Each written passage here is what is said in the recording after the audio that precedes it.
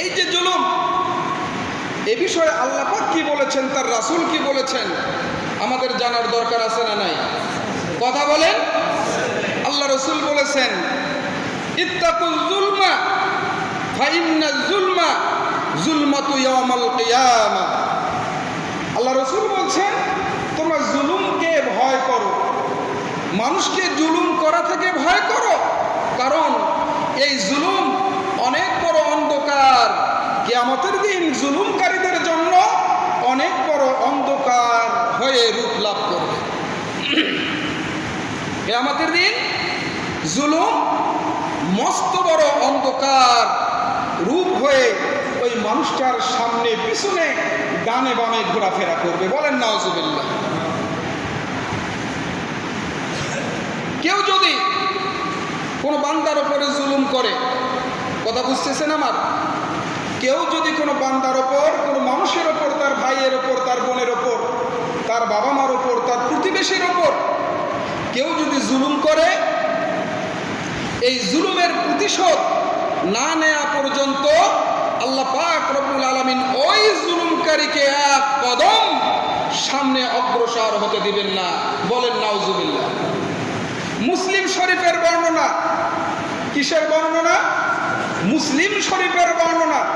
আমি যা বলি কিতাব সামনে রেখে বলি, আমার বানানো একটি কথাও আমি বলি না। মুসলিম শরীফের বর্ণনা। আল্লাহ রাসূল বলেছেন, একটি শিংওয়ালা বকরিও যদি কোনো শিংবিহীন বকরিকে আঘাত করে বা তার শিংটা ভেঙে ফেলে দেয়, কিয়ামতের দিন এরও প্রতিশোধ নেওয়ার পরে আল্লাহ রাব্বুল আলামিন তাকে ছেড়ে দেবেন। একটা বকরির ক্ষেত্রে যদি এটা হয়, একটা ছাগলের ক্ষেত্রে যদি এটা হয়, তাহলে মানুষের কি ক্ষেত্রে কি হতে পারে সহজেই অনুমেয়। জোরে বলেন ঠিক কিনা?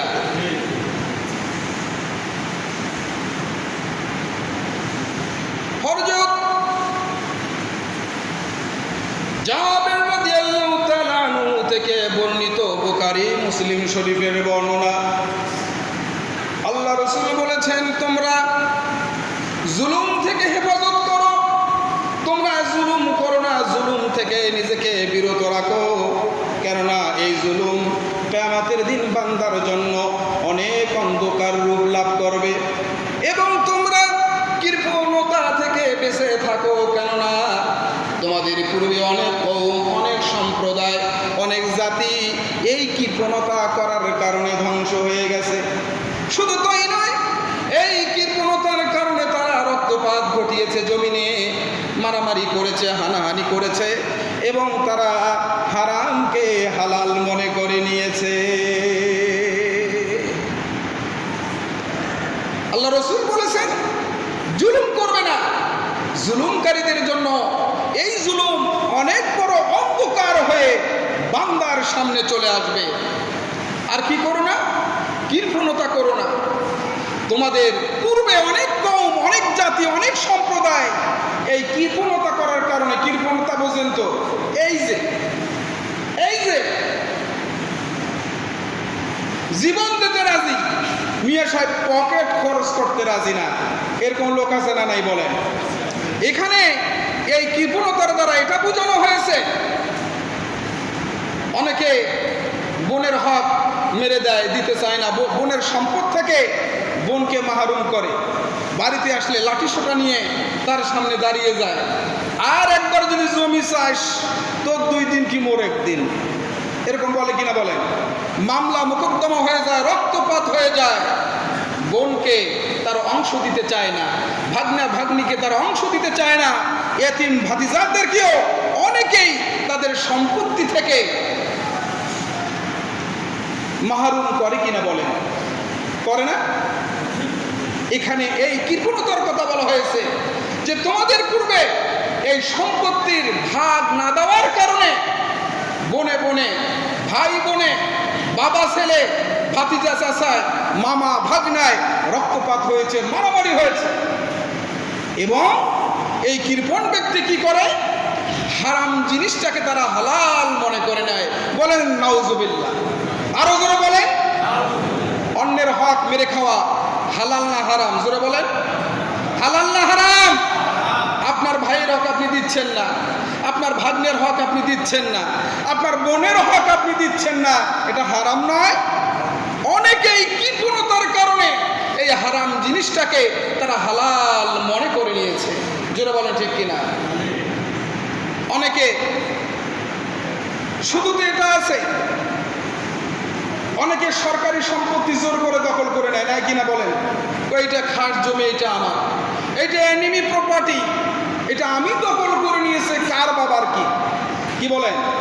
এরকম আছে না নাই? ব্যক্তিগত সম্পত্তির থেকে সরকারি সম্পত্তি আত্মসাৎ করা, গ্রাস করা, ভোগ দখল করা, দখলে নেওয়া, এটা আরো মারাত্মক অপরাধ। এবার বলুন কেন? কারণ এই ব্যক্তিগত সম্পত্তি ব্যক্তিগত লোকের সঙ্গে আপনার বোঝাপড়া হবে কিয়ামতের দিন, কিন্তু সরকারি সম্পদটা এটা সমগ্র বাংলাদেশের প্রতিটা জনগণের, অতএব কিয়ামতের দিন প্রতিটা জনগণের সামনে আপনাকে জবাবদিহি করতে হবে এবং প্রতিটা জনগণের হক আপনাকে সেই দিন আদায় করে দিতে হবে। কথা বুঝতে পেরেছেন?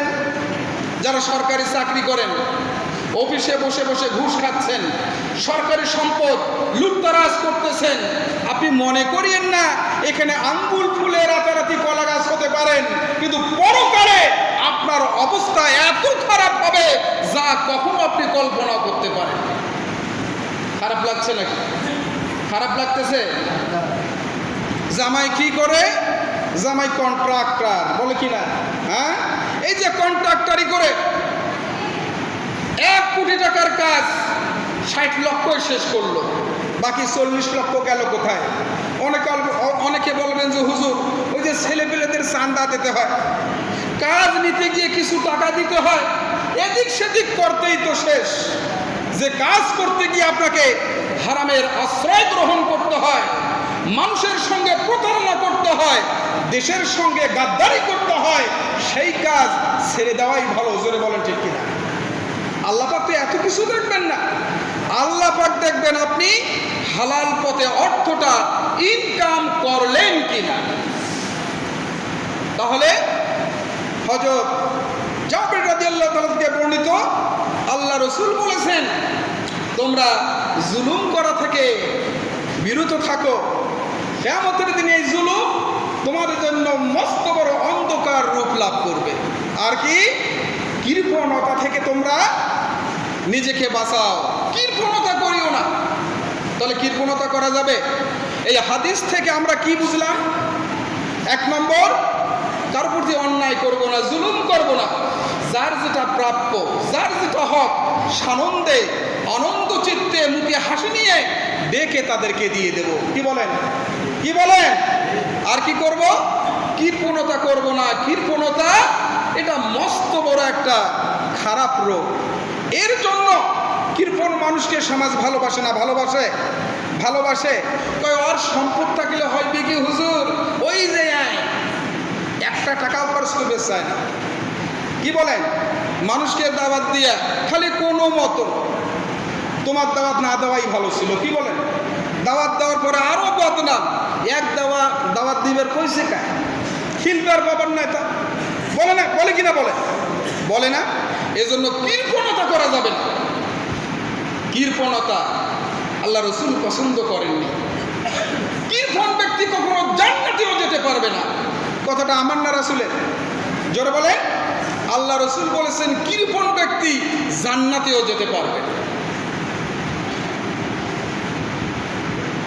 আল্লাহ পাক রব্বুল আলামিন কালামুল্লাহ শরীফের মধ্যে বলেছেন, ইন্না আ'তাদনা লিয-যালিমিনা নাসীরা।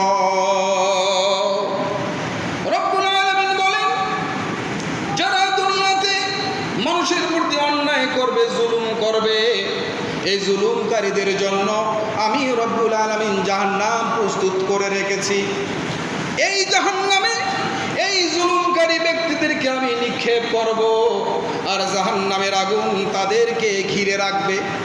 জাহান্নামের আগুন প্রাচীরের মতো চতুর্দিক দিয়ে ওই জুলুমকারীদেরকে বিস্তৃত করে রাখবে, ঘিরে রাখবে। এর কারণে তারা যতই চেষ্টা করুক না কেন জাহান্নাম থেকে পলায়ন করতে পারবে না। এই জাহান্নামীরা, এই জুলুমকারীরা পানির পিপাসায় ছটফট করবে। রব্বুল আলামিনের কাছে যখন তাদেরকে রব্বুল আলামিনের কাছে যখন তারা পানি চাইবে, রব্বুল আলামিন বলেন আমি তাদেরকে ওই জাহান্নামীদের শরীর থেকে নির্গত গলিত পুজ এবং রক্ত তাদেরকে পান করার জন্য দেব। কিন্তু ওই জুলুমকারীরা, অন্যায়কারীরা সেগুলো পান করতে চাইবে না।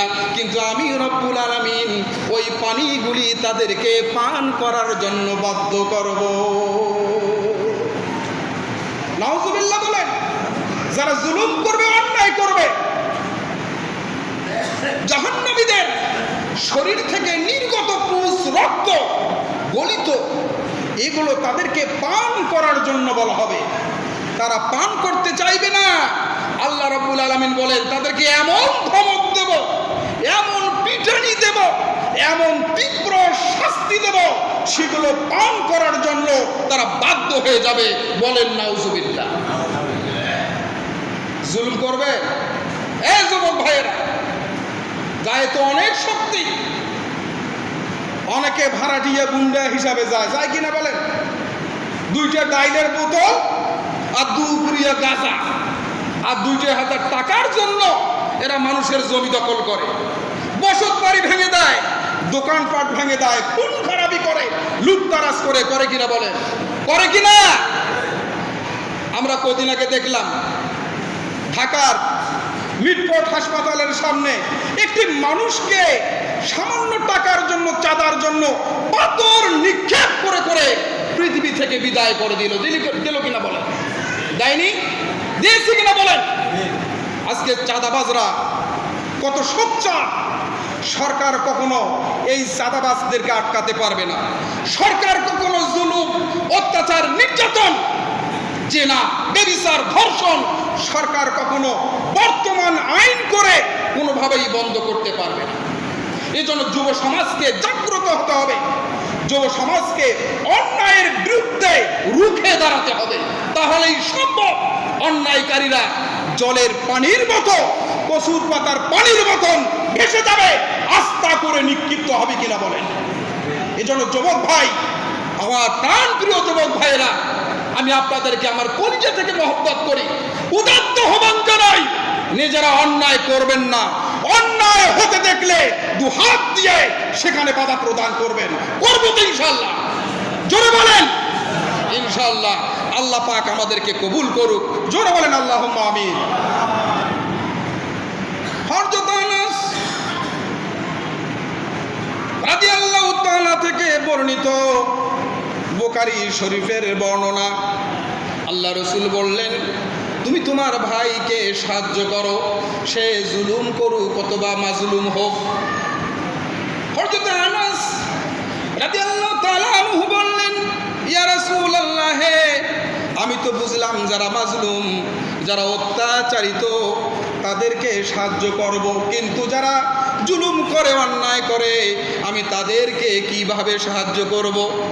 আল্লাহ রাসূল বলেছেন তোমার ভাই যখন অন্যের প্রতি অন্যায় করবে, জুলুম করবে, তুমি তখন তো তার হাত এমনভাবে শক্ত করে চেপে ধরবে যাতে করে সে সমাজে অন্যায় সংগঠিত করতে না পারে।